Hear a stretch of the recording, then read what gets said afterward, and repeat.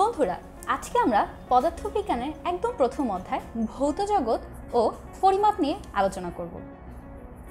পৃথিবীতে যা কিছু আছে সব বস্তুকে মোটামুটি দুটা জগতে ভাগ করা হয়েছে। এক হচ্ছে ভৌত জগৎ আর আরেকটা মনোজগৎ। যা কিছু দেখা যায়, চোখে দেখা যায়, অনুভব করা যায়, যা কিছু দেখা যায় তাকে আমরা ভৌত জগতের অন্তর্গত করেছি, আর যা কিছু অনুভব করা যায় তাকে আমরা মনোজগতের অন্তর্ভুক্ত করেছি। মনোজগতের অন্তর্ভুক্ত হয়েছে আমাদের আনন্দ, বেদনা, সুখ, দুঃখ, এগুলো সব কিছুই মনোজগতের অংশ। আর যা কিছু আমরা দেখতে পারি, এই যে গ্রহ, নক্ষত্র, মানুষ, পৃথিবী, এগুলো সব কিছুই হচ্ছে ভৌত জগৎ এর অন্তর্ভুক্ত। ভৌত জগতের অন্তর্ভুক্ত যারা আছে তাদের কিছু গুণ আছে, যেমন তারা হচ্ছে পরিমাণবাচক, অর্থাৎ তাদেরকে পরিমাণ করা যায়। ধরো তুমি আর তোমার বন্ধু মিলে গল্প করছো, এই যে অনেকক্ষণ ধরে তোমরা গল্প করছো, এটা কিন্তু পরিমাণ করা যায়। কি দিয়ে? সময় দিয়ে। তারপর তুমি কতটুকু লম্বা, এই যে তোমার দৈর্ঘ্য কিন্তু পরিমাপ করা যায়। এর জন্যই তুমি হচ্ছে ভৌত জগতের অন্তর্গত। আরও একটা জিনিস হচ্ছে, ভৌত জগতের সব কিছু সূত্র মেনে চলে। এদের প্রত্যেকের আচরণকে কিছু সূত্র দিয়ে মেনে চলা যায়। ধরো পৃথিবী এই যে সূর্যের চারিদিকে ঘুরছে, এই ঘূর্ণনও কিছু সূত্র মেনে চলে।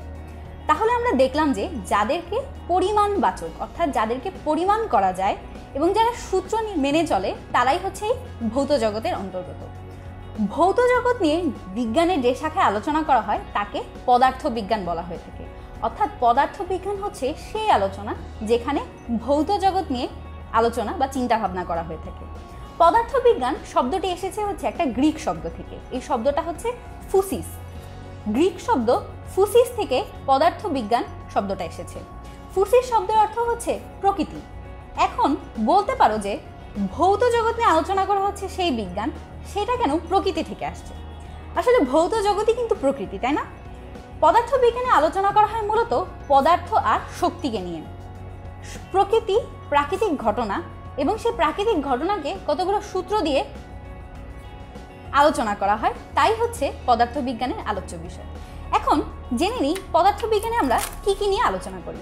পদার্থবিজ্ঞানে কতগুলো বিষয় নিয়ে আলোচনা করা হয়, তা হচ্ছে প্রথমে বলবিজ্ঞান। এই বলবিজ্ঞানকে কঠিন তরল, বায়বীয়,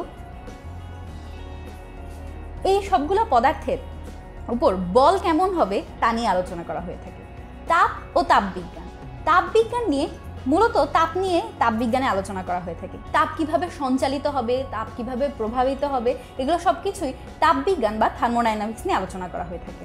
শব্দবিজ্ঞান, নাম থেকে বোঝা যাচ্ছে যেখানে শব্দ নিয়ে আলোচনা করা হয়ে থাকে। আলোক বিজ্ঞান, আলোর ফলে কিন্তু আমরা এই সুন্দর পৃথিবীটা দেখতে পারি। আগে মানুষ ধারণা করতো যে মানুষের চোখ থেকেই হচ্ছে আলো বের হয়, তখন আমরা দেখতে পারি।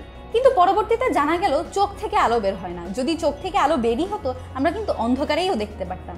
কোনো বস্তু থেকে আলো এসে যদি আমাদের চোখে এসে পড়ে, তখনই আমরা সেই বস্তুটা দেখতে পারি। তাহলে এই যে আমরা কিভাবে দেখছি বা আলো বিভিন্ন সূত্র বা আলোর আচরণগুলো নিয়ে পদার্থবিজ্ঞানের যে শাখায় আলোচনা করা হয় তাকে হচ্ছে আলোক বিজ্ঞান বলা হয়ে থাকে। আরেকটা শাখা হচ্ছে তাড়িৎ চুম্বক। তড়িৎ ও চুম্বক, এদের মধ্যে সম্পর্ক কেমন, এরা কিভাবে উৎপাদন হয়, এগুলো সবকিছুই হচ্ছে তাড়িৎ চুম্বক বিজ্ঞানে আলোচনা করা হয়ে থাকে। কঠিন পদার্থের অবস্থা, কোনো কঠিন পদার্থের গঠন কেমন, সেটা আচরণ কেমন, এগুলো সবকিছুই কঠিন পদার্থের অবস্থা নিয়ে আমরা আলোচনা করে থাকি। আর সবচেয়ে পদার্থবিজ্ঞানের একদম নতুন যে অংশটা, সেটা হচ্ছে আধুনিক পদার্থবিজ্ঞান। আলবার্ট আইনস্টাইনের আগ পর্যন্ত যে বিজ্ঞান ছিল তাকে আমরা সনাতন পদার্থবিজ্ঞান বলতাম বা নিউটনীয় বিজ্ঞান বলতাম।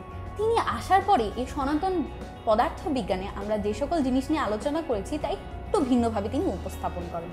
এই ভিন্নভাবে উপস্থাপন করার কারণেই আমরা তাকে আধুনিক পদার্থবিজ্ঞান বলি।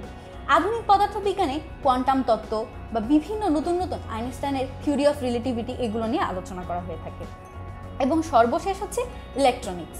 কোনো আধানের কেমন হয়ে থাকে, আধানের আচরণ বা মূলত ইলেকট্রনের গঠন, আচরণ, এগুলো নিয়ে ইলেকট্রনিক্সে আলোচনা করা হয়ে থাকে। এই ইলেকট্রনিক্সের থেকেই এই যে মোবাইল, টেলিফোন আমরা যে ব্যবহার করছি, এগুলো সবই ইলেকট্রনিক্সের অন্তর্ভুক্ত।